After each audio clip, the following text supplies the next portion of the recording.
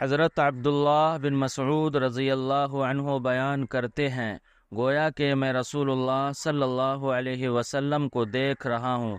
آپ صلی اللہ علیہ وسلم انبیاء کرام علیہم الصلاۃ والسلام میں سے ایک پیغمبر کے بارے میں فرما رہے تھے کہ اس کو قوم نے اس قدر مارا کہ اس کو لہو لہان کر دیا۔ وہ اپنے چہرے سے خون پونچھ رہا تھا اور کہہ رہا تھا، اے اللہ میری قوم کو معاف فرما، یہ جانتے نہیں ہیں۔ متفق علیہ۔ حضرت عبداللہ بن مسعود رضی اللہ عنہ بیان کرتے ہیں، گویا کہ میں رسول اللہ صلی اللہ علیہ وسلم کو دیکھ رہا ہوں۔